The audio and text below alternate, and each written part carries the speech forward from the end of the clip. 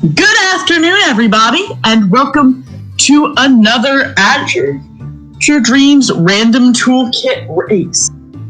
Today we have Kluter going up against Rosette, and I think what is going to be the last race of the first week. I'm Lady Demi, and with me today is Chai. Hello, thanks for having me. And we should be getting ready to count down and see them off. Oh, what we'll be doing here today is playing Azure Dreams, a mystery dungeon roguelike game for the PlayStation 1, and we will be doing... we were not quite ready yet.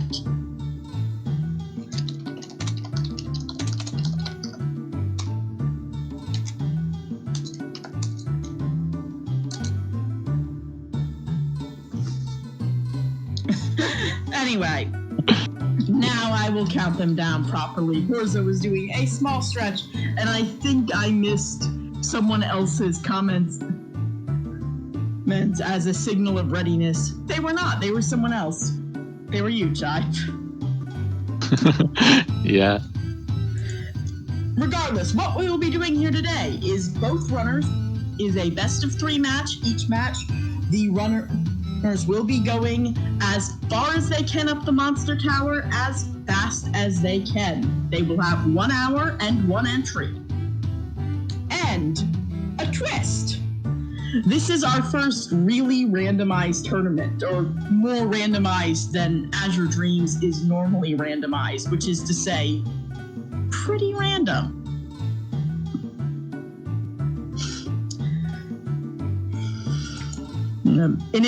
We will have a random starting familiar with a random starting element and its spell unlocked.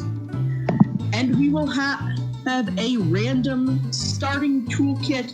Those first 5 items that are normally part of the tutorial are here sped through and random within their types. We're not leaving them totally equipmentless, but the weapon, shield, spell ball, and egg will all be random.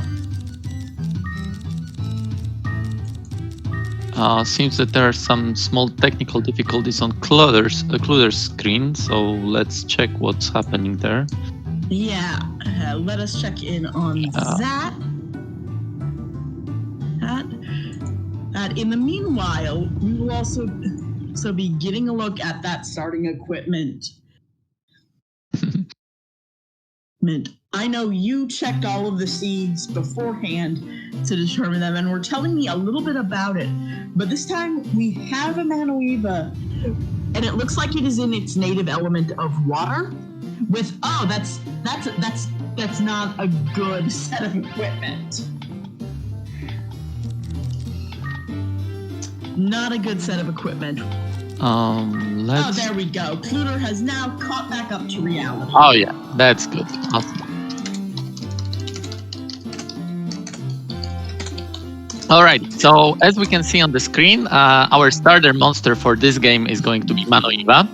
It's not a bad monster. Like, if you find this monster just in an egg, it's not very good because it doesn't have really anything special. It has some shenanigans that you can use it for, like some glitches, etc. But like as a fighting monster, that Manoeva has not much to offer. But if it's Manoeva in this tournament, it has its hidden spell unlocked. And this spell, if I recall right, is the best healing spell that you can get in the game. So that's not bad. Never used it for that purpose. So we will see if either of the runners make use of that, or if they prefer to conserve the Manoeva's MP. Exactly. But apart from the healing, it also gives you a mixture magic that is the same as you would get if you started with vanilla game where you get the Cuny. It's called sword type mixture magic. It's just that this Manoeva is water element, and thus the mixture magic is also water element. Yep, and that's a pretty good element. While there are going to be some areas where there might be issues, it is for the most part not going... It's going to keep them at a fairly good advantage against some of the more threatening monsters in the tower. Oh yeah, there might be a slight problem in the beginning because normally when we start with the fire monster, and all the wind monsters are pretty much not a problem at all. And the first, like, let's say, problematic sort of wind monster that we meet is Cyclone, I think floor 3 or floor 4. And in this case, Cyclone might be actually quite a trouble for them because they have elemental disadvantage against the Cyclone. So let's see how they can handle that.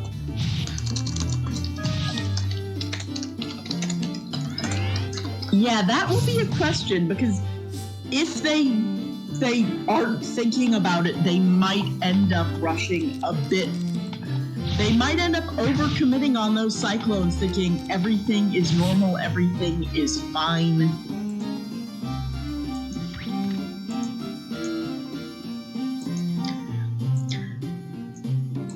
Oh, okay. I think his stream caught up. Maybe? We'll see.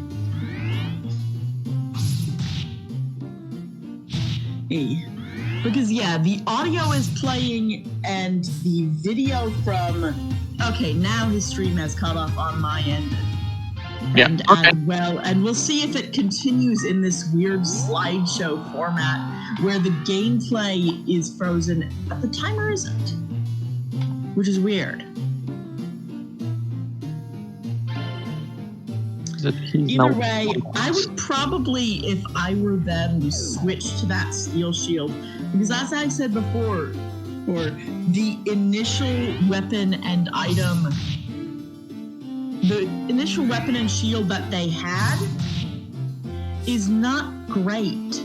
They're the wind elemental wand and the fire elemental shield, and those are, I think, not really the ones you want. While the fire elemental shield isn't the worst, and there are advantages you can get from the wind elemental on the wand, there are enough what's the word I'm looking for?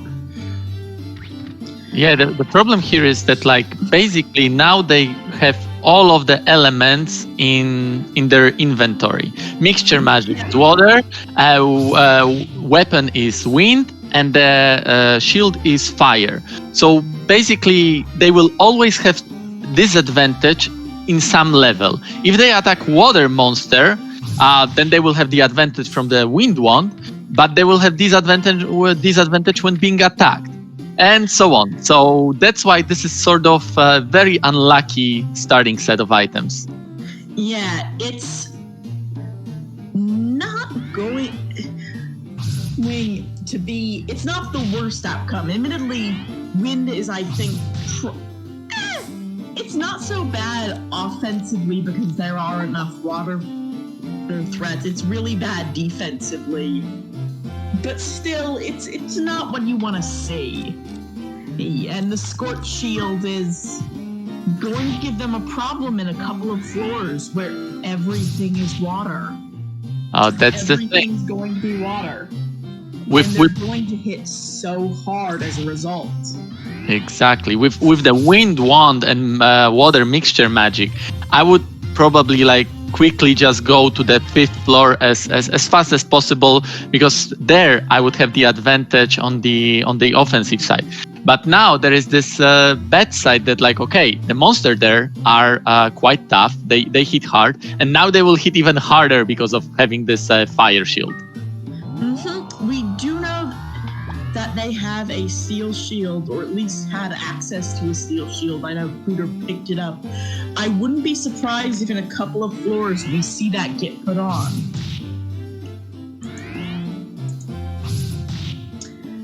It's very strange. It does look like Kluter's stream is working better now.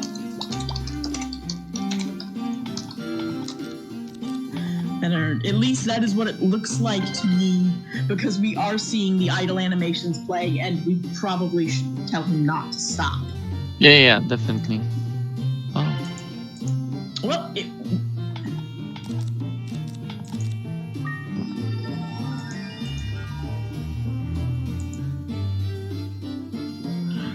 this is very strange.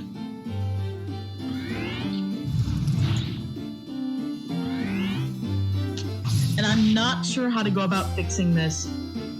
But I'm watching his stream actually, and it goes on and off. So most probably something with the bitrate. Unfortunately, like it's gonna be a little bit tough to watch. But I think Kluter just proceed. Yeah, I think It's gonna be tough to commentate.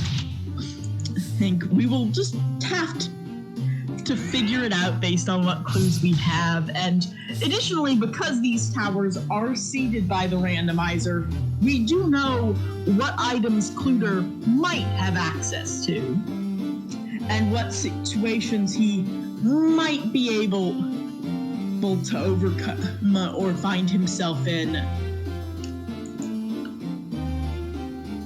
Seems that Horza paused his game. No, he's good now. Yeah. Okay. Yeah, I think that was when he was asking to help troubleshoot the problem. But we should just let them proceed because. And like one very interesting example we can see now on Horza's streams, because he was fighting a flame.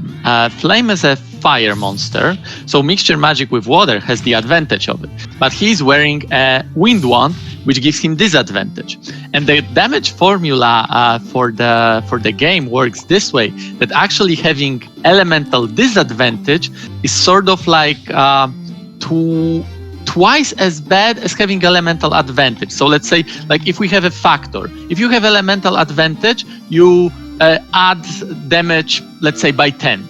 If you have elemental disadvantage, you reduce damage by 20. That's that's the idea here. So. That makes this whole setup.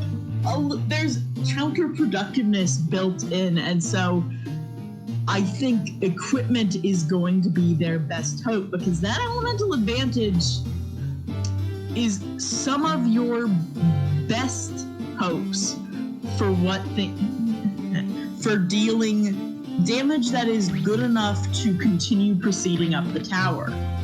Or the game. Ooh, a leather shield. We see Horza going for a leather shield +2. Now, while that doesn't have as much defense as the steel shield, it does have the advantage of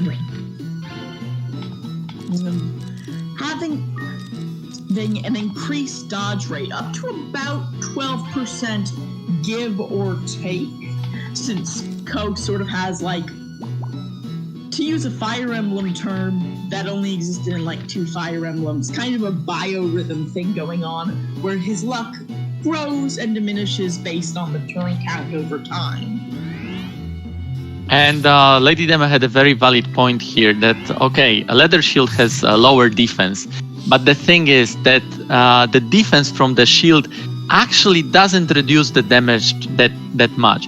Percentage-wise, in the early floors, it's significant, but the higher the runners will go, the less important having a damage reduction from a shield will be, because actually one defense from a shield, it's half HP damage reduction.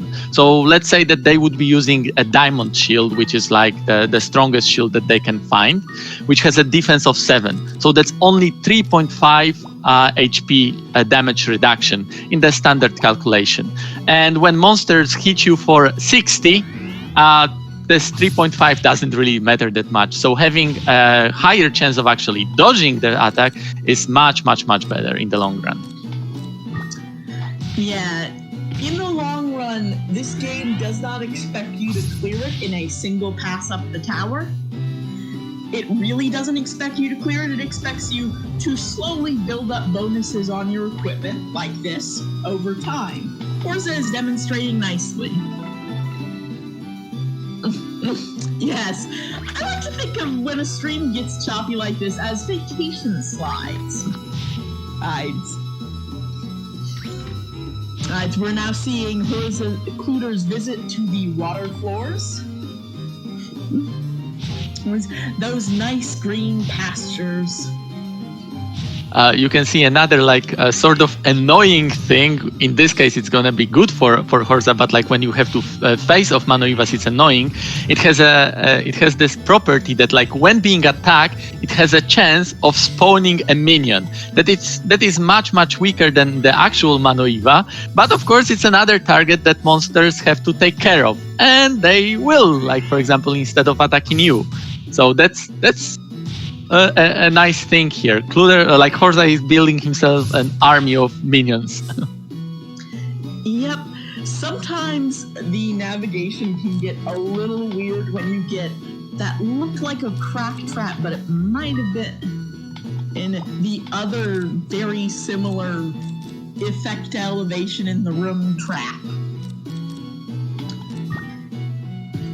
And that's an interesting one to see. And yeah, we can see Horza taking off his bat and his elemental inventory and going a more secure format.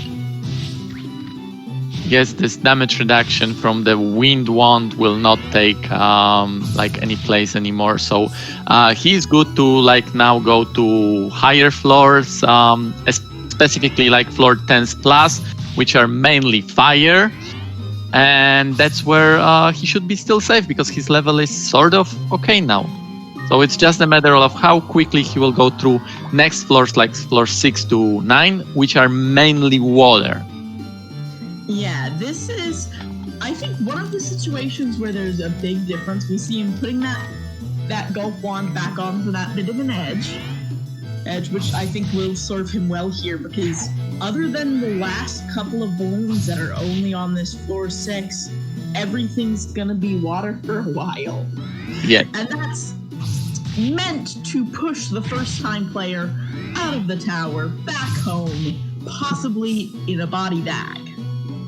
Oh yeah, definitely. Those monsters are tough and they're water, and when you're starting normally, you have a fire monster. So yeah, it's really hard to take care of them. But here they have a water elemental monster. They have nothing to fear. Also, ooh, an egg. That can be a U-boat egg. What does the U-boat do? Also, we are seeing one of the things that happens when you randomize the starting monster and unlock their element is that Manoivas now can cast D4, all of them. That is a thing they can all do and are doing very liberally. And you can see where it's causing a bit of trouble because he keeps knocking them down to the threshold where they will heal themselves. He gets past it by using his own Manoiva to attack directly to get it a little weakened before the big hit. Oh yeah, that can be one of the most annoying things, and runners may forget about it because this is something new in the randomizer. Normally you don't have problems like that. You know the monsters that you are facing, but here every monster can have new spell thanks to the fact that when we are selecting a starting monster and awaken its dormant spell, all the monsters in the tower will have that spell awoken. And you can see that in case of Manoiva, it was especially annoying because Horza was dealing around 23-24 damage. And that's exactly the amount of HP that Manoiva was able to recover with its healing spell. So this could have been a very long fight waiting for the Manoiva to deplete its MP. So yeah, definitely annoying part, and good job on Horza's side that he used AI1 strat where he dealt a little bit more damage to make the Manoiva lose all HP after his mixture magic. All right. Hey, I'm being told I'm a little bit, I'm guessing quiet rather than silent since I've not been silent and I know you've been hearing me. So I have adjusted my input volume and I'm hoping that will help things. Let me know if that's better.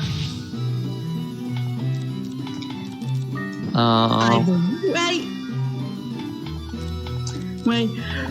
We did also see that this is a realization that has to go through a couple of times He's back there. Ooh, Aline, that's very nice.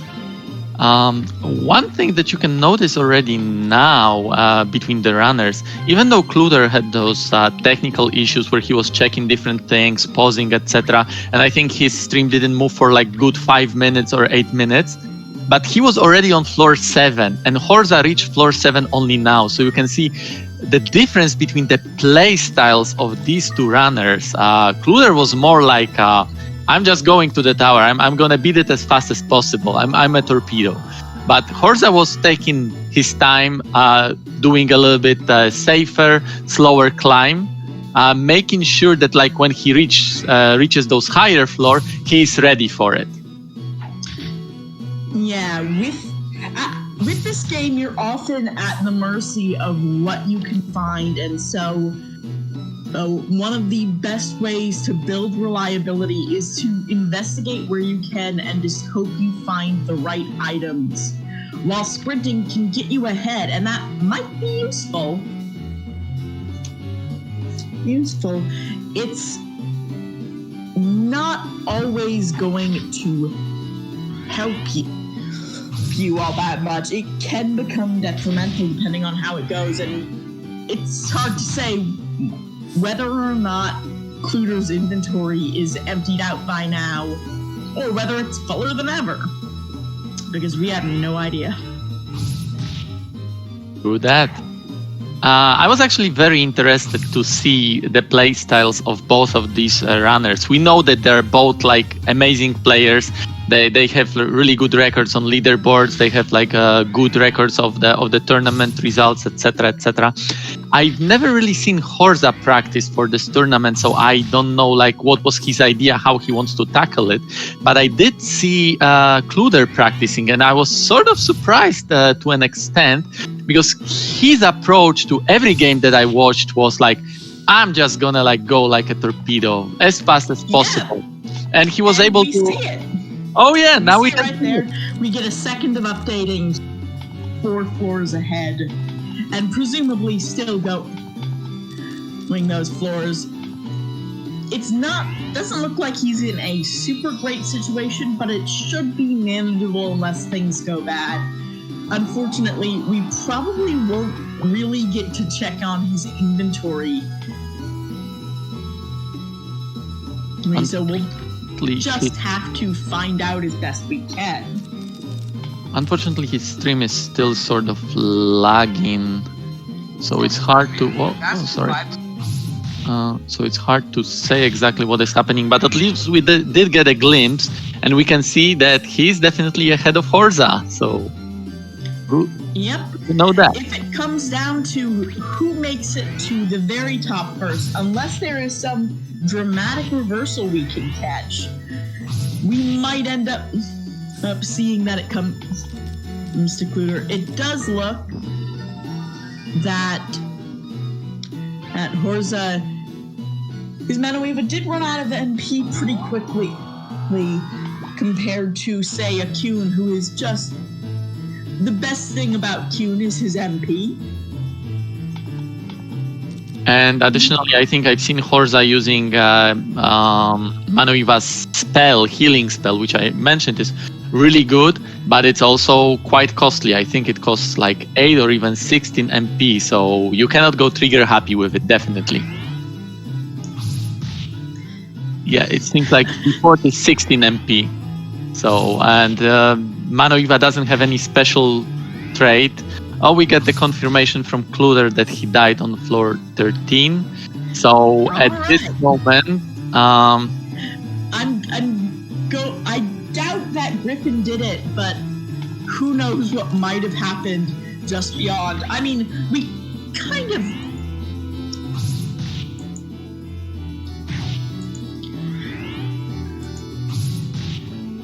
Okay, yeah. Now, Horza does know... Now Horza knows. Normally our runners are not able to see each other's streams, so they don't know like how fast they have to go. Are they behind or not?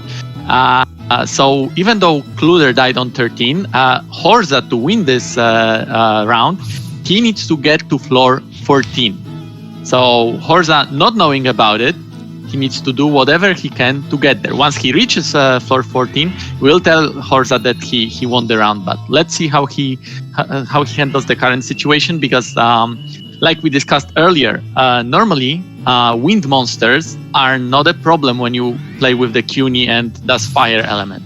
But in this case, when he's got water mixture magic, this wind element clown suddenly becomes a little bit of a problem.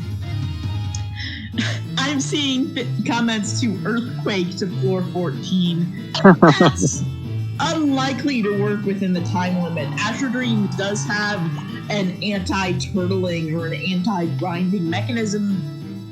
Besides just that your monster has limited MP, it has earthquakes that will eventually just destroy the floor underneath you and send you on up.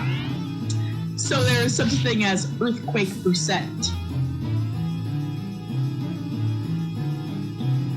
Yeah, for those who never played this game is actually sort of, I want to believe that it's sort of well balanced and doesn't let you fully just cheese through the game. So there are some mechanics that, for example, would prevent you from staying on a single floor indefinitely and getting all the levels you need so that you can handle the next floor. No, there is certain amount of turns that you can take on the floor, and then everything collapses and automatically it pushes you to the next floor. It takes a while. Probably in a run we will never see it, because of course our runners want to get there as fast as possible. We're midway through this match. I think to only earthquake up to floor 14, it would have to take a while. We might not see that happen until after the end of the match. Horza just hit a very unlucky confusion trap that makes him not be able to go or attack in a direction that he wants, in sort of a random direction. And we've seen a monster coming, so that was a little bit tough situation. But luckily his confusion recovered before the monster actually fully came next to him. So Horza should have no problem dealing with this Griffin, because it's fire monster. And as you can see, it's 29 damage, 2 hits should take care of it. All right, I have a question. We have a question in chat. What is the random toolkit item category? And that is the starting monster you get at the beginning of the game is randomized and Spellum is unlocked. That's how Horza has that Mana Weavo with mixture magic, which you normally wouldn't see if you just hatched a Mana Weave in the tower. It wouldn't have that. You also get a random weapon, a random shield, a random egg, a random spell ball, and a medicinal herb, as per usual. And one thing to mention, this is not really a category that our speedrunners compete in on the leaderboard, at least not yet. But this is just selection of rules for this tournament to make it a little bit more interesting, because we already had quite many tournaments with, let's say, sort of standard rule set where most of the elements were sort of like in the vanilla game. So just spice it up and make it a little bit more random. Yep. Also, it looks like that is a clown egg, and that's pretty good. Right. Oh, the that's first egg is really random. No, I think I meant that it's a unique situation, and we do see sometimes you get something that's more or less vanilla, something that's vanilla but easier, and then sometimes you get weird stuff that you wouldn't normally see. And I think there'll be some interesting examples, maybe even in this tournament, of things that are easier than normal, harder than normal, weirder than normal. That's the thing, that it's not just that some things are easier, some things are harder, which is of course the case. But the thing is, do you know which things are harder, which things are easier? Because normally when you play this game, you may not even learn about all those things, all those elements, all those spells that the game offers. So it might require quite much practice to learn about everything that different monsters can give you. And I think apart from having a luck, this will be a good test of a knowledge of the games for our runners. Yeah, that is, and it will be difficult to necessarily learn all of them exactly because this game is full of weird little corners it never expresses to you in any way. Certain monsters have different AI than normal for reasons which seem to be very arbitrary and weird. Or functional and weird. You commented earlier that the game was well balanced. I'm not entirely sure I agree with that statement. But I will say that I think it was made it has a difficulty spike. I know what you mean. I know what you mean. Because this difficulty spikes go up pretty fast. But I would say that maybe well balanced is sort of overstatement. But I would say it's nicely thought through. Balance. Let's put it that way. There are ways in which you can make this balance a little bit more to your advantage because you've got tools. Yeah, that is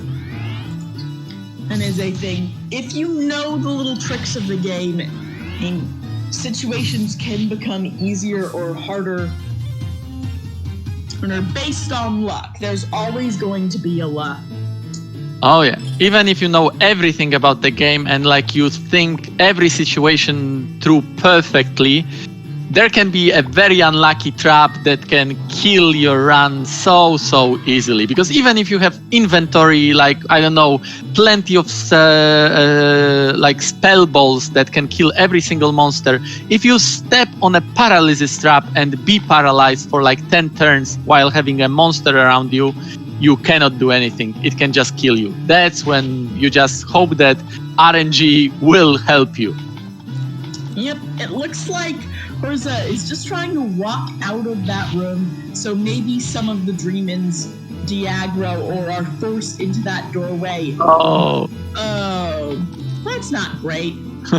Yeah, this is one of the things that having this random starting monster and random element can bring. Normally, Dreamins are anything but just a little bit annoying, right? We've got one of our runners in the community who has this saying, it's just a Dreamin, it cannot do anything. And usually it cannot, because you've got a fire monster, you can easily kill it. Dreamin is win. But now that you've got water monster and Dreamin having this annoying ability of being able to put sleep on you or your familiar, that's gonna be tough to handle, especially when you've got 3 Dreamins to fight with. Right. I think their one saving grace in a circumstance like this, where you are using a water monster, and so you might have a little bit of a harder time killing them, is that they don't deal a whole lot of direct damage because they make you easy prey. It's almost like a weird form of, you can almost imagine monster evolution happening, and it is like some sort of ambush spider of monsters. Just a moment. Go ahead. Streamwand, that's nice. Oh, Streamwand for the win. So we discussed already that having a wand with certain element can give you advantage or disadvantage. But there is one more thing in this game, that if you have a sword mixture magic and you have a matching elemental wand, your mixture magic damage goes even higher. So I'm pretty sure Horza sooner or later will switch to that stream wand to elevate his damage to nicer levels, where he should be able to handle even one of the most annoying monster in the tower, Krakens, which he is seeing in these floors. Yep. Now, he is on floor 13. This is the last floor he has to go through. And we'll see if we can guess what might have happened with Kluter there. Or if we see a situation like it. Or at least, if we see a deadly situation arising and see if it makes a difference. Also, nice. That would be a great item if you didn't only have to go one floor, but Horza probably doesn't know that yet.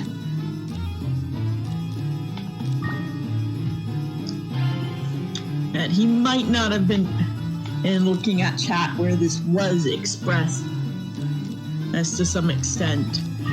I presume, because you can see that Horza is extremely careful with his movements. Because normally, like 30 minutes floor 13, in the race, that might be sort of slow pace. But the thing is that Horza doesn't need to like do a fast pace.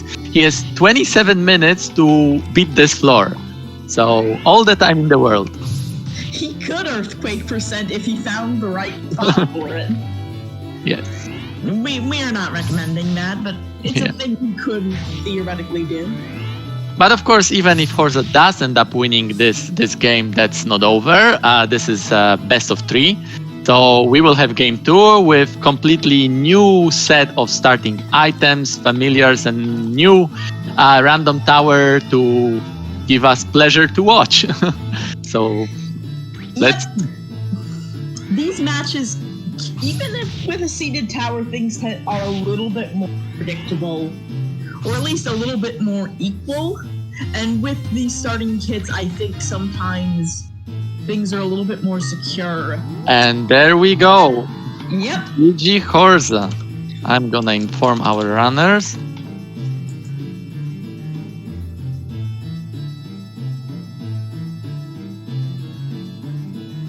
Yep. So that means that we will be resetting for round 2 in just a moment. I think Horza didn't really read that Discord because he's still going. So he was not aware that Kluter reached floor 13, which is very interesting because then it shows us that Horza is playing extremely careful game. I wonder whether it's the strategy because he knows Kluter's playstyle, or whether it's simply that's going to be his playstyle for the tournament. It might be, particularly because, as you said, Ed, we haven't seen him do a whole lot of practice for this specifically, and so that might be a compensation on top of a regular playstyle.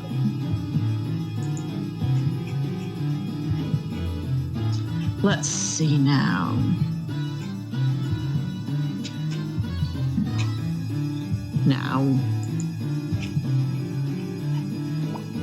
Yep. Okay. Just checking the seed. What seed is the next seed? Yes, we will soon be back with this match. And now it looks like Horza has gotten the message. Things have come to a pause. Us here as we get ready for the next round. So,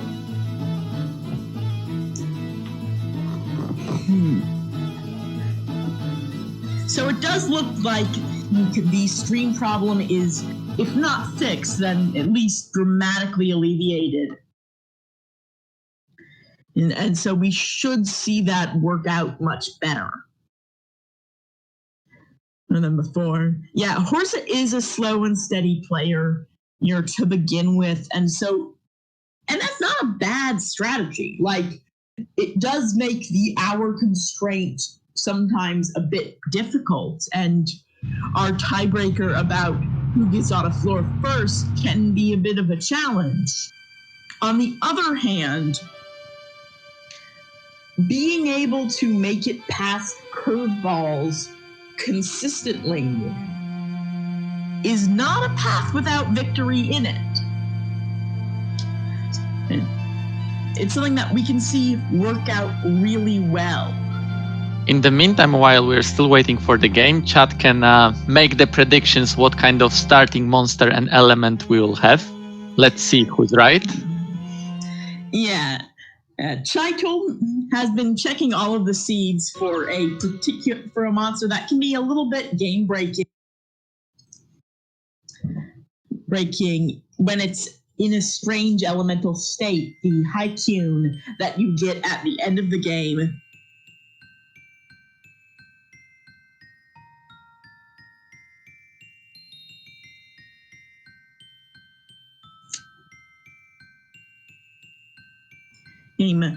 So we already know what the situation Fire balloon. is. Guy in an egg. Shoni has a very interesting guess. I somehow feel, Shoni, that you'll be wrong. I cannot be 100% sure, but who knows? Water cyclone would be interesting. Fire balloon.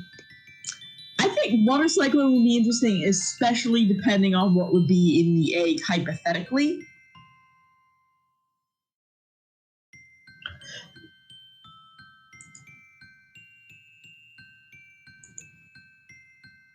In the meanwhile,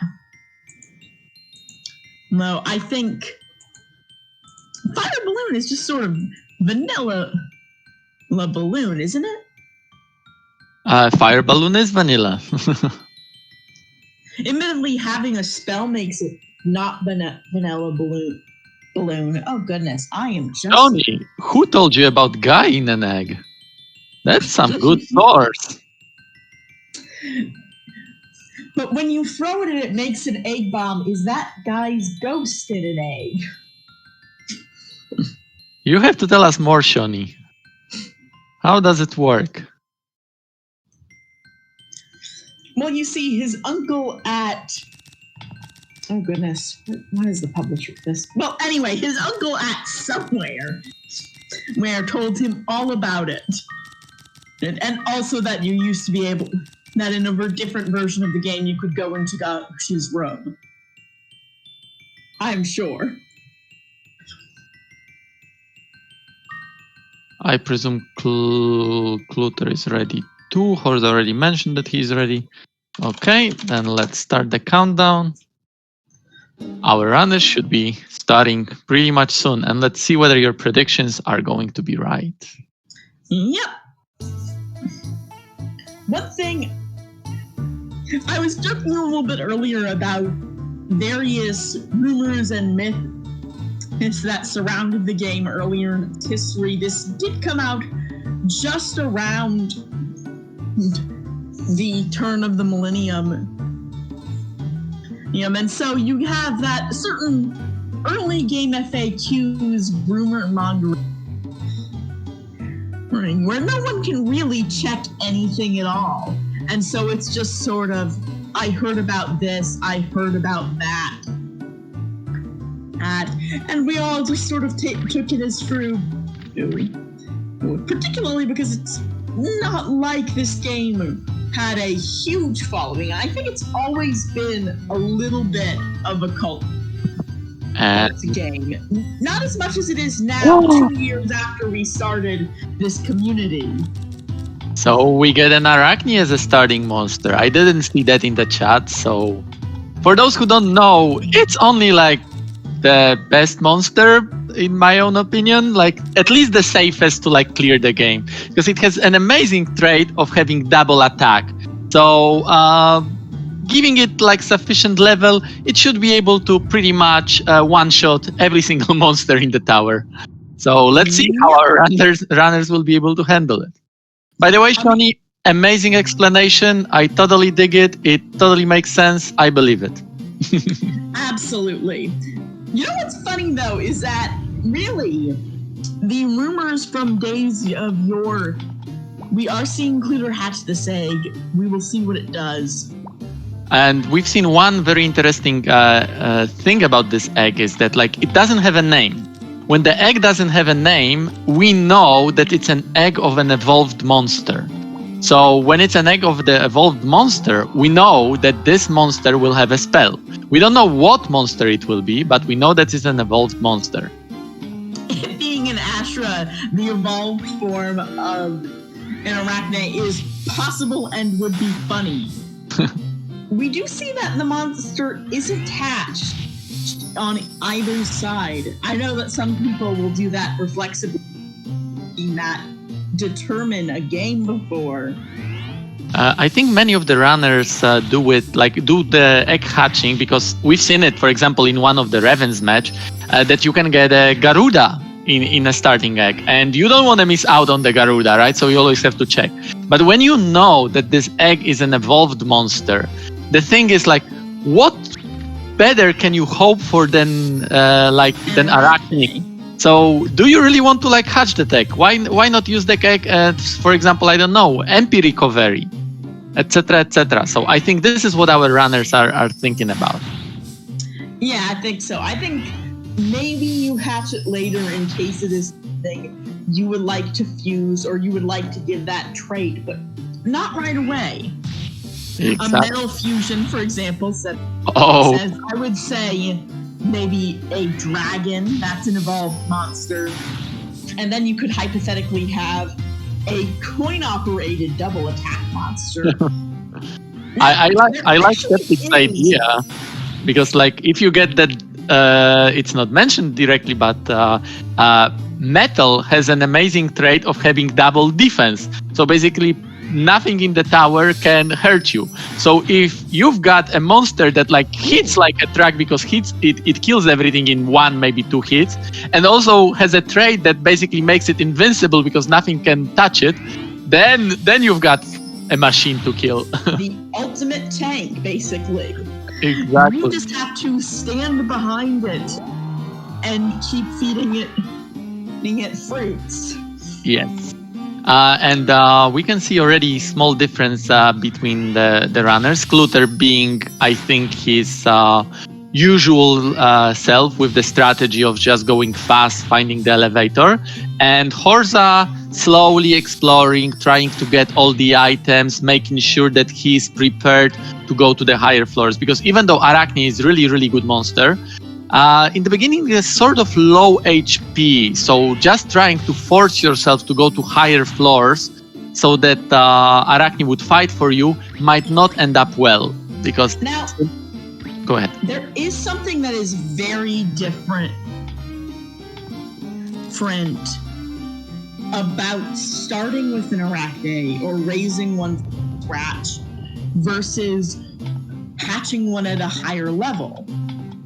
Well, as you might normally do if you're doing an any percent run, and that is that, if I'm not mistaken, Arachne doesn't gain its double attack naturally. By which I mean, it gains 1 point of attack and gains 2 points of max attack. So you can see that red number right there, that it has a reduced attack from its natural maximum when you open up the menu, and that can be cured by a Hazak, or I think probably also a cure-all herb or water crystal. Or water crystal, and you're going to have to hope to have one of them, or you're going to have to wait until you do to start the Arachne death train. That is very correct. Without Hazak, even though Arachne is still like very good and powerful monster, it's not gonna be as good. We will probably see it, because I'm sure our runners are aware of it. That when they find the Hazak herb or cure-all herb or water crystal, they will not recover the Arachne's attack power immediately. They'll wait until the Arachne is around probably level 20 or something like this, and then they will recover it. And suddenly, like, the attack power from 40 will become 80, or from 60 will become 120, and then it becomes the killer machine. Yep, I'm not sure they would wait that long. In a lot of these, we don't see them getting that much and that many levels naturally.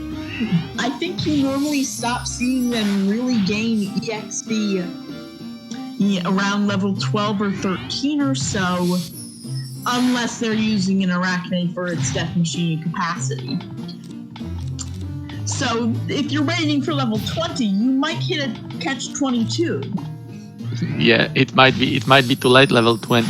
And also, Shoni made a very good point that basically when you use the Arachne for fighting directly, it uses more MP than when you use any familiar for mixture magic, because mixture magic from Arachne costs half MP, direct attack costs 1 MP. And Arachne doesn't have any easy way to recover MP other than the standard way, which would be feeding it pita fruit or feeding it an egg. That's why, for example, having a dragon as a monster that you would fuse it into would make it so that you can recover MP with coins, and then you don't have to really worry about MP at all. Yeah, now we do see what the egg is from Horza. We see that it is a saber egg. That can be pretty good. If I'm not mistaken, the mixture magic there is one of the better mixture magics. But at the same time, is it better than an Arachne? Not really. It's certainly a possible familiar and a good one, but you're to use. I think like Arachne and Snowman or Saber, which is an evolution of Arachne, they actually share exactly the same mixture magic, which by default with the water element is Aqua Blade. What it does, as we can see, is basically gives you an additional attack of water element that is not too powerful, but if you change it to wind, then it gives you 100% paralysis. So it might be possible that Horza would be searching for a wind seed to change his saber into wind, and had this sort of easy way out of the problems, or like a way to help his problem, because it's not always super easy to get out when you're using this 100% paralysis. It has its weaknesses, but yeah, it's always good to have it in your arsenal. Yeah, that is a thing he can think about with that awareness, but it's probably not that big a deal unless something happens to the Arachne. Exactly. And for certain floors, it might be better to use this wind seed instead of using it on Saber to get this 100% paralysis. It might be still better to give it to Arachne so that it would get elemental advantage over water monsters, right? And then still Arachne would have this 100% paralysis because its mixture magic would change. So it's all the strategy. We'll see how our runners decide how to tackle the tower. Yeah, that is a good point. Now, someone is pointing out that you could make a fun combo out of the Saber's break obstacle move, which we did learn the other night from someone in chat. That is an attack with 2.5 damage, and mixing that with double bone attack would make it really strong. On the other hand, yeah, Kluter does seem to be good on in the stream effect. On the other hand, that is a bit of a time loss from all of the hatching and fusing, etc. And you couldn't lift the Saber, but you can lift the Arachne, and that does give you an edge for certain situations. Particularly ones where what you want to be doing is running for the hills. At this moment, we can see that Kluter is in the lead. He's on floor 8. Horza is slowly and steadily climbing, currently being on floor 6. So maybe let's try to switch audio to Kluter. And Kluter is already floor 9. And you can see he doesn't think much. He just sees the elevator, he goes further. I wouldn't say he doesn't think much, but he doesn't. Yeah. Exactly. He's not going to pass up the opportunity to keep going if he has it in front of him. You can see that I think he's trying to figure out what hits he has to take to get to the elevator and which he does not, and does he want to wait or does he want to search? Exactly. His Arachne is now level 6, I presume. That is still a little bit low for this level. So at this point, we are on mostly fire floors. So that might be a good place to level up. His Arachne is water element. So let's see. Yeah. The cropping is a little off because part of the fix for this was adjusting Kluter's resolution, and that hasn't gotten recropped just yet. We'll try and see about fixing that between this match and if it goes to another game. Or if there's a friendly third. Either of those would work out really nice. As possibilities. And it looks like the egg is a dream, and that is disappointing. That is not very exciting at all. It really isn't. Once you have to worry about abilities that are annoying for you, aren't super exciting when you have them. Yes, but there is a very valid point from Skiff, and I wanted to mention it too. When we are fusing the monsters, the resulting monster may change the element, and the element of the resulting monster will be always the element that is stronger. So if you fuse water and wind is stronger than water, the resulting monster will be wind. So fusions, even though this dreaming is not very exciting, the fusions can still be used for changing the element. Yeah, that is a good point there. We saw Kluter trying to outsmart the Griffin by using Daemir's ability to reflect its magic spell, but it didn't cast a spell while it was alive, so that plan didn't end up going anywhere, unfortunately, and it just burned a lot of MP. And he didn't even run into another Griffin. That's gotta sting a little bit, right? You think to yourself, oh, I figured out a use for this monster's spell that I don't normally get to use. Ha ha ha! And then it doesn't end up paying off in any way, and it's just a little bit sad. Yes, especially that, like we mentioned earlier, Arachne doesn't have Garuda Egg. Garuda Egg! Now we've got a game! Let's see what Kluter is about to do. So the thing is, like we mentioned, Arachne doesn't have an easy way to recover MP. So using 8 MP on the mirror, it costs a lot. But let's see, Kluter probably will now go a little bit different way with his game, like plan with killing everything with the Spidey here. Might be a little bit outdated. Now we'll probably see go fast game. Even faster than what Kluter is doing now. This is a generous monster seed. You get the 2 best game-beating monsters that there are. I have to admit, Lady Demon, you were very generous to our runners today. I seem to. There's also even a diamond shield that Horza has, and I feel very sad about that.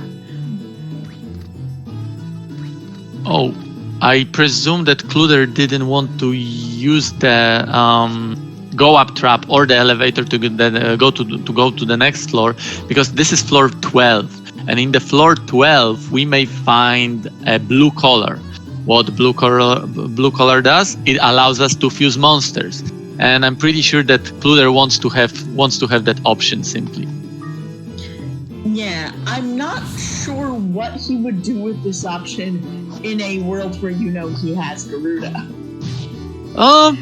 It's a tournament. You're not just trying to beat the tower as fast as possible, even though technically that's the goal. But your goal is to win against your opponent. So maybe he just wants to have options. Yeah, you can never fault an option. You can never fault having more tools in your toolkit. But that doesn't mean I can't speculate on what he will do with it once he has it, assuming all goes well. So let's see what Kluter will do about this Kraken coming up here.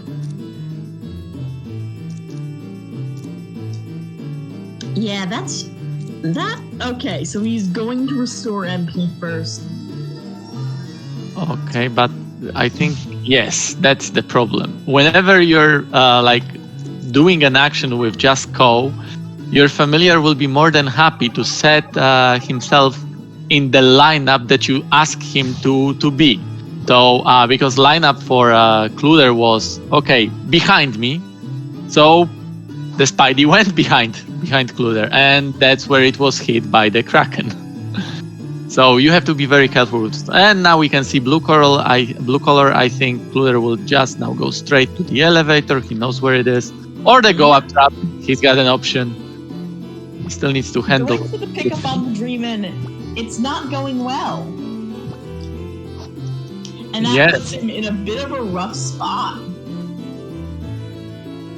Because now he needs to find the right sort of space to put that Dreamin' down and get away from Griffin in whichever order that is. And it's okay. He manages to successfully avoid the Kraken. Oh, that is smart. Just some smart movement on Kluter's side, because this Kraken was aggro. When enemies aggro on you, it will just try to get to you in the straight line. It doesn't matter whether there is a path via that straight line or not, but it will just try to do it. So we could see, we could see that the Griffin was on the other side of the walkway, and there was space between them. And Griffin tried to just go in the straight line because it couldn't. It was just walking back and forth. So Kluter had a chance to run away. But now Kluter is. Now we see that saber come and gone, used as an egg bomb. Oh, that was a good use. He was in a pickle. Yeah. You don't want to regret it, and I think that was probably the best use. They are stacked for monster options here. Well, resources are no good to you if you are dead. So, yep, definitely. That was a tough situation, and that was also a way out. So, and there goes the Arachne. So, Garuda time? I presume so. He doesn't really have much else going for him that's better, but oh goodness, that's not. That would be a room that would at least be prohibitive to activating Garuda time. I think Kluter will just take a hit here, yes, and go to the next floor, hoping for some safe time where he is able to catch his Garuda, and then we will see go fast. And that's exactly what is happening now, right? Yes. Yep. He is just going to try and start hatching it in this hallway. I don't think he's going to be able to, and I worry about what might come from that room if that troll wakes up, because then he'll be in a bit of a pickle. Yeah, he will be pincered from both sides, and what can he do then? But it seems that monsters are generous to Kluter. They let him hatch the Garuda, and let's see. Yeah, it shouldn't be too much longer now, assuming nothing comes to break up the day. I think, for one thing, he is probably hoping for the thing that hallway he can see will let him know if anything's coming. It didn't tell him anything was coming, and nothing came, so this all worked out perfectly, regardless of whether or not it should have. Okay, and now we've got a game. Now it's interesting. Okay, he is getting its spell onto the Garuda. He is making the Garuda sleep-proof, so that there's one less thing that could interrupt him and Garuda's wild adventure. And a good thing about this spell is, down is one of my favorite spells in the game because it's ranged. You can attack anything from 6 or 8 tiles away, but I don't think that Kluter will be using it that much because unfortunately the spell level is a little bit low to actually do any real damage. But it's an option, so let's see what kind of gameplay will Kluter show us.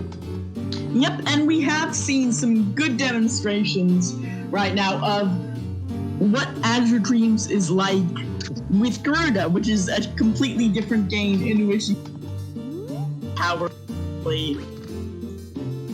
Yep, it's for pretty fun much and profit.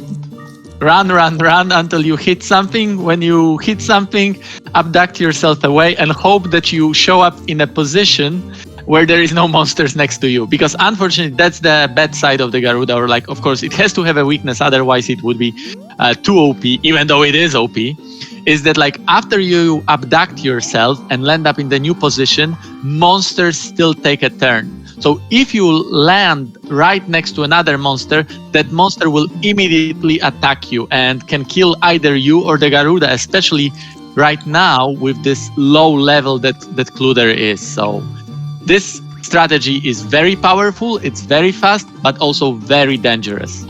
Yeah, we see him kind of using abduct there when I don't think he needed to. While it is much cheaper than you would expect, like something of this power to be, most monster abilities are really expensive. This is really, really cheap. And so he can do this a lot. But that doesn't mean that, like, walking with his feet is valueless. Now Kluter has done something even more dangerous, as taught to us by Sen Knight recently. The thing is that when you actually use a code turn while abducting yourself, the monsters don't take one turn after that. They actually get to have 2 turns. So that's very scary. You have to be very, very careful. That's why it's usually better to just abduct yourself and skip a turn. Yeah, if you don't do anything and issue your command, your monster then goes next in the turn order. Everything goes pretty swimmingly from that. But turn order gets weird in Azure, and the rules are a little bit arcane. And now we have the problem. You could see that Kluter was transported to a place right next to a monster.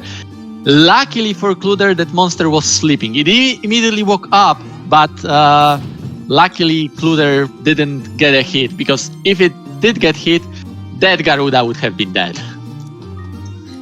It looks like he was trying to fight the troll, because it is just a little club troll. It's not a scary troll.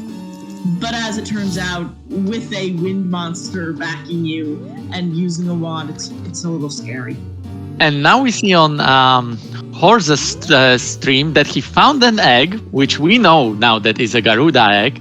Let's see whether Horza will try to check that egg. I think on these floors, you have to check that egg, because what if it's a Garuda? Exactly. The chance, even though it's not like very high, like compared to like all the monsters that you can find on this floor, there is a chance, and you have to like assume that chance of having the Garuda is the same for your opponent. And if it is a Garuda and your opponent did check it, then you are at a clear disadvantage. Yep, and that does seem to be the situation we might have going on here. And so Horza's hope, and I think the hope of any slow and steady player when paired with a more aggressive player in a match like this, the hope is that they... Okay, then. Oh, okay, Scorch Shield is not bad, because we could see on Kluter's stream that Picket, one of the most annoying monster, and at the same time the favorite monster of our very own Shoni here, stole a very valuable ball from Kluter, and that was the blinder ball. And then we could see another steal working. Luckily this time it was just a Scorch Shield, not a big loss to Kluter, so that's okay. In the meantime, Horza is doing his steady climb, which is not bad at all, because like we mentioned, Garuda is a very powerful strategy, but also very dangerous. So should Kluter die to any, let's say, unlucky spawn, he will be in a very tight position, because he's so under level, doesn't have much inventory. and Horza still has his Arachne, which is getting more and more powerful. Yeah.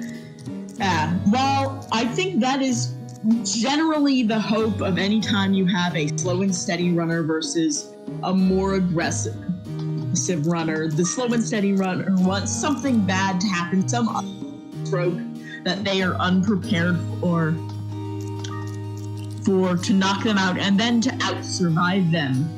And I think in a way, this match has crystallized into the perfect form of this division, in that we have Kluter with the ultimate go fast. Oh, and there we go. Oh, misstep, and that's where it ends. Floor 20. Before Kluter died to a little bit of a misstep, we could see how underleveled he was, because he attacked a unicorn, which is a wind element, with a fireball. Normally, fireball wipes out all the winter monsters out of existence. But in this case, because he was so underleveled, it didn't die, and he had to use it a second time, and that's also get a hit. So that made his HP lower, and then died to a Viper. Just Viper. being there, not quite reacting in the way one would hope for.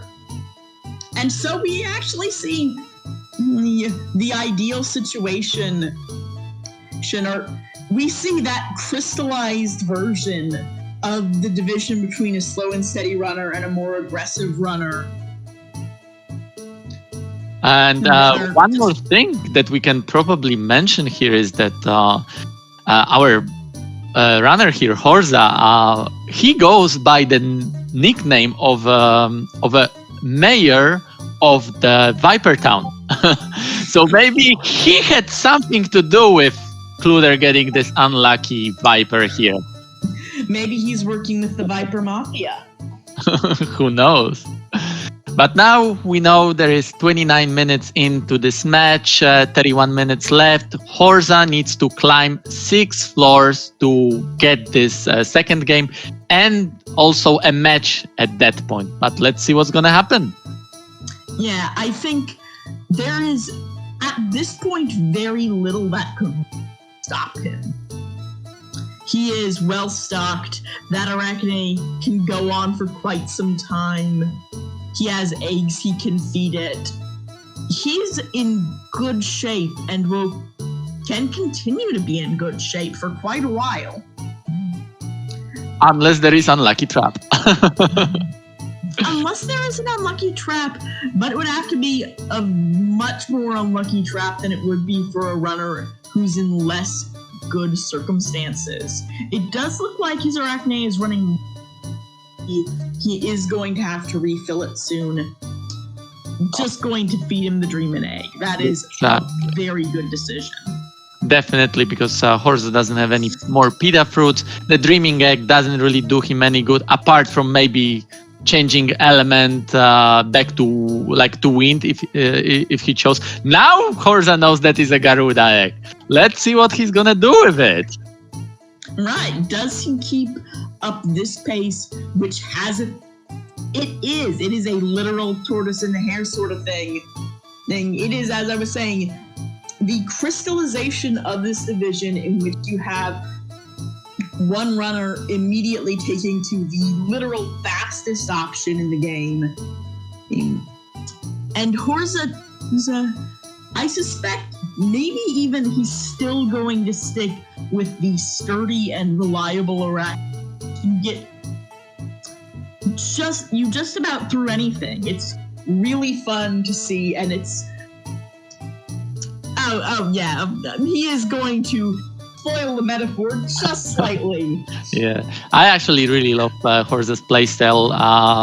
You know, them, that this is also my playstyle. I prefer safe play so that I can sort of assure to go as far or like as high as possible. So I do really enjoy it. But I do understand also that Kluter's playstyle is amazing in that sense that it many times wins the matches. So yeah. Right. It's not a matter of more or less optimal. Exactly. Well, in like a really pure sense of things.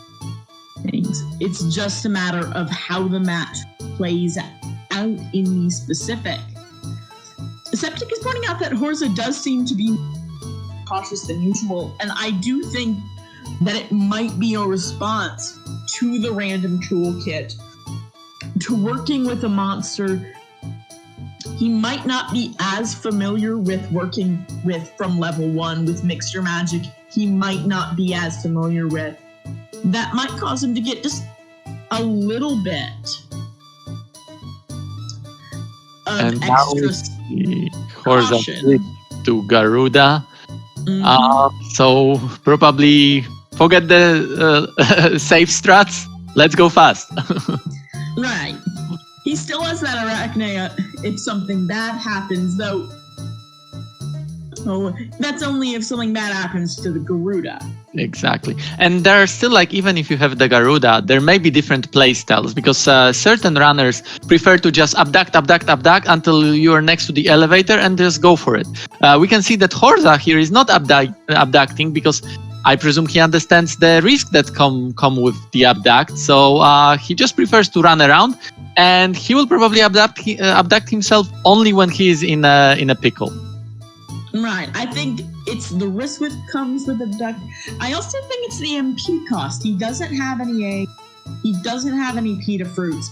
While abduct is cheap, it's not free.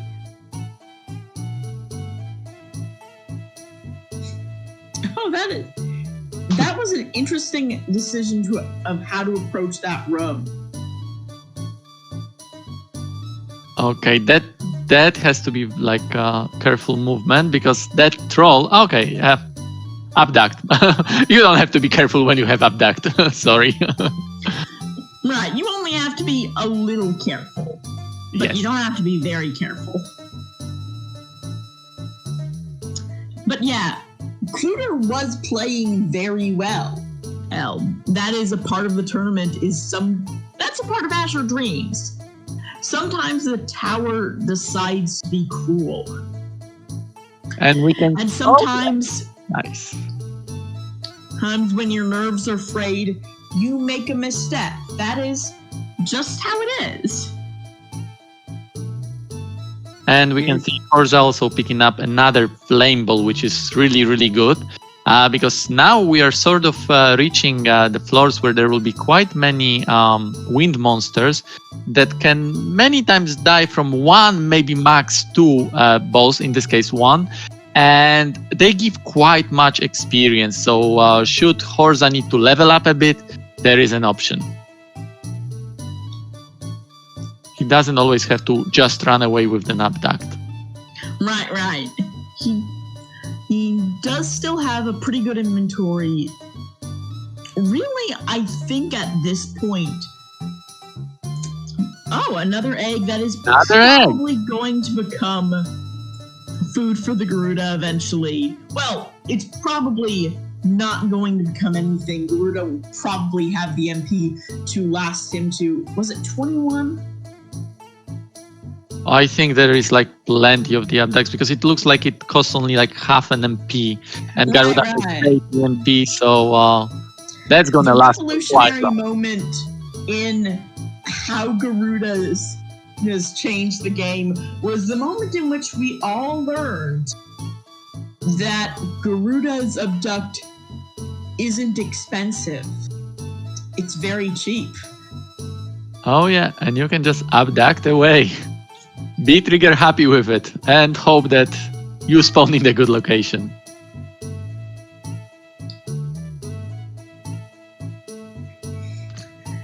By the way, one little thing to note as we go through, yeah, this game is a randomizer. It is a mystery dungeon game. And for the most part, except for those starting monsters, the rest of the game, and, the starting equipment. But the starting equipment isn't changed from what items of those type would normally be. So really, once you're on floor 2, other than the monsters of the same type as your starting monster, it's all the same.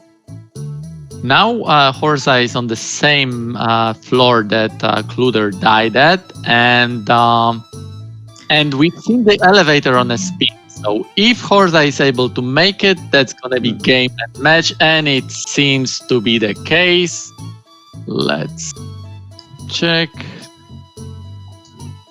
I believe that is so. I believe that. Let's Horza check has whether our taken runners it. want to have friendly third. And so, with that, Kluter will be sent down into the monsters bracket, and we will see whether he can survive his way back up to the top. Oh, that's good. Okay, seems That'll that be fun. we've got Kluter in for the third game, and we do want to see it. Chat, start guessing what kind of monster is going to be there, and I'm telling you, it's gonna be fun.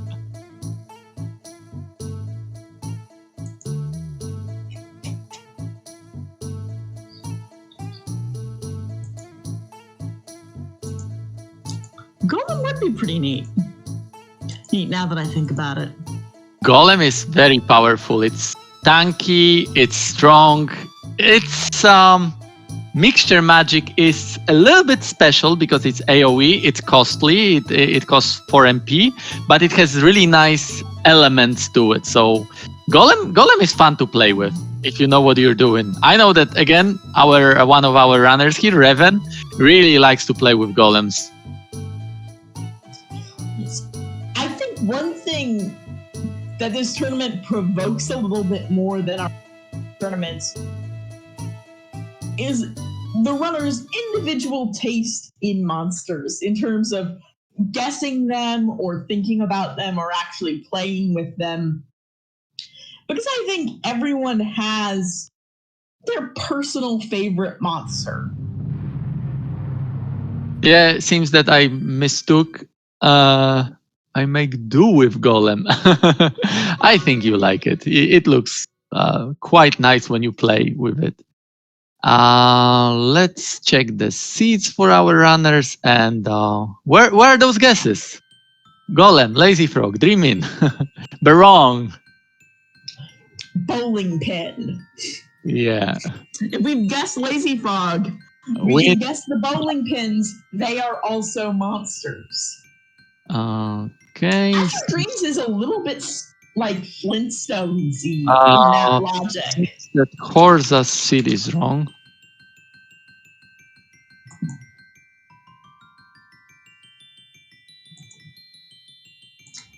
Yeah, it looks like he has caught that himself. It seems so. Sand Knight says evil seed, cyclones. Why cyclones are evil? Can you tell us then why Cyclone as a starter monster would be evil? There's nothing wrong with cyclones, right? Well, I think for one thing, there would be the pressure to maybe fuse it. You know, like, because if you can get it up there in a floor 12, cyclones are not especially strong, but they are really useful fusion fodder. They are fantastic fusion fodder. I think what Sendai means is that Cyclone comes with a grave spell. And then all the cyclones that you meet early would be very happy to snipe you from afar with the strongest spell possible in the game. That is true. That would be a difficult thing, and that's not immediately what came to my mind. And that just shows me that if I got in a cyclone speed, I would be in trouble. Because that's the sort of thing you have to think about, not just how you can use the monster you get, but how you can avoid disaster from the enemy monsters, which are now very different.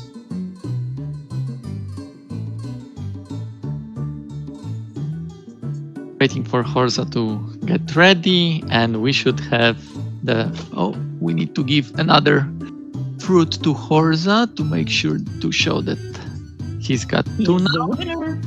Yes. And Shawnee again goes with a guy starter. We have to make it happen. We have to ask programmer that Shawnee wants a guy starter. There How must to be do it? something we can do about that. Programmer is a wizard who has done many things that we didn't think were possible and learned so much about the game from it that who knows? Maybe one could make fake monsters.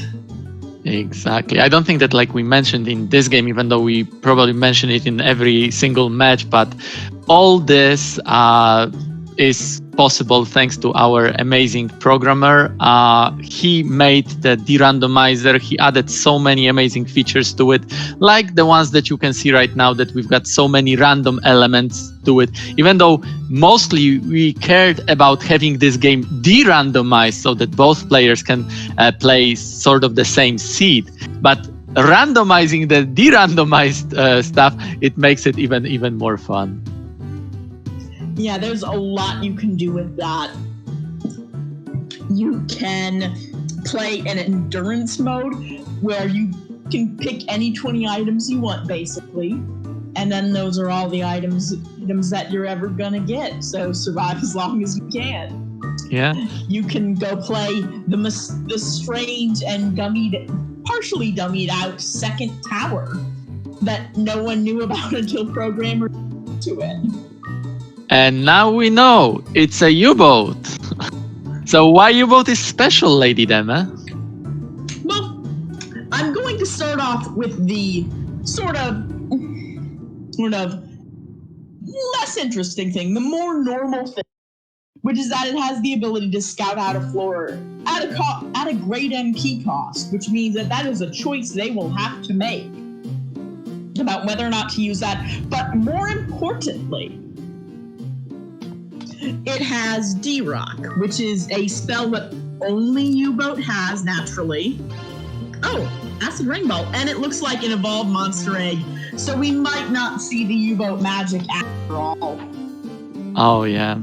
So like Lady Dema mentioned, summoning magic is very unique to U-Boat, and it's very special. It has like certain properties where it's amazing because it can, for example, kill every monster in a room.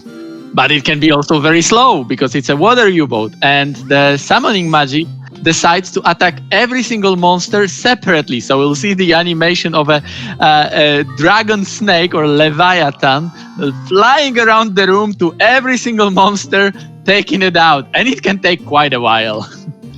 Yep. Kluter has hatched the egg.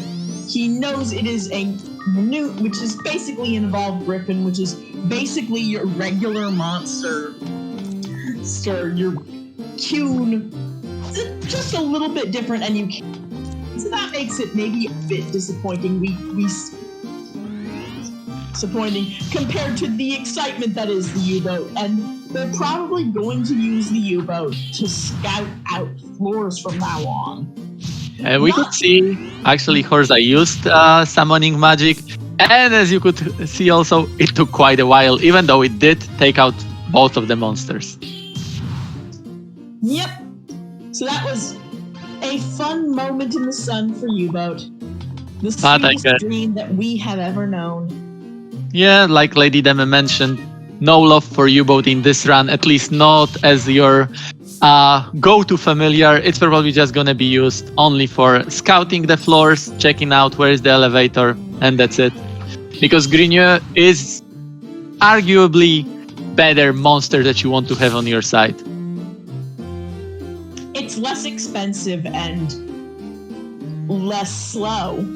Exactly. It's very similar to your starting Cuny, because it pretty much gives you the same magic. There is one thing from Grigneux that is better, or Griffin, that is better than having a Cuny, and that's something that makes pickets super, super annoying, and with Grigneux, you can just ignore it completely. Yep, they guard treasure. That is a thing Griffins do, according to legend. And so that is an ability the programmers of the game gave to Griffin and its evolution. Now, you can't lift it, which does change your options in terms of what you can do in certain situations where you really want your movement to be tight and controlled and perfect. And ow, that was just mean. This is a tiny little trap. Ouch! Yeah, like having Grenier over Griffin is a little bit unfortunate because, like Lady Deme mentioned, you cannot lift it, and hence you cannot abuse AI1 strats to hit the monster twice before you even like get to it. But still, even without that, Grenier is quite solid starting monster. Yeah, it is definitely usable and more reliable and doesn't have an animation that takes forever. But it is sad to see U-Boat immediately to the role of scout. And I know there's some very strong New Game Plus strats. And this tournament does, I think, have a slightly New Game Plus quality in that New Game Plus is a category runners invented for the sake of it. There's no actual New Game Plus in the game. But in New Game Plus, you start off with monsters that you hatch on stream. Any monsters you want, any 5 items you want, counting the monsters, and you just go up the tower with them. And we do see some good New Game Plus strats that involve having a U-Boat scout out floors, usually fused with a Cyclone, to preserve its MP for as much as possible. Yeah, unfortunately, U-Boat doesn't have such an OP ability as Garuda or like properties of that ability that it would cost only half MP. Unfortunately, it costs, if I recall right, 16 MP. So it will drain that MP from U-Boat really fast. So what our runners probably will try to do the moment they will start using the U-Boat on higher floors to find an exit is also try to find plenty of items like herbs or seeds, because the thing is that when you give such an item to your monster, it recovers small amount of MP, usually like 3 MP. And that is enough to actually cast the spell, because the thing is that you don't need to have the full MP to cast it. You just need to have any MP. Right, that is a very useful distinction. Also, that is not a good... That is a little bit of a tricky misplay from Kluter that could make that row really unpleasant really fast. And it looks like he'll get to the other side of this particular challenge without a whole lot of bother. And think about it. If our runners decided to go with the U-Boat, it would be just like one mixture magic call and that room would be done for. I don't know why there's a love for U-Boat.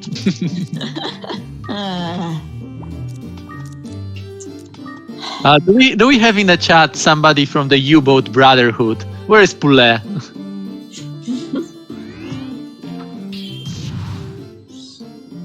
I will blame Sand Knight for it.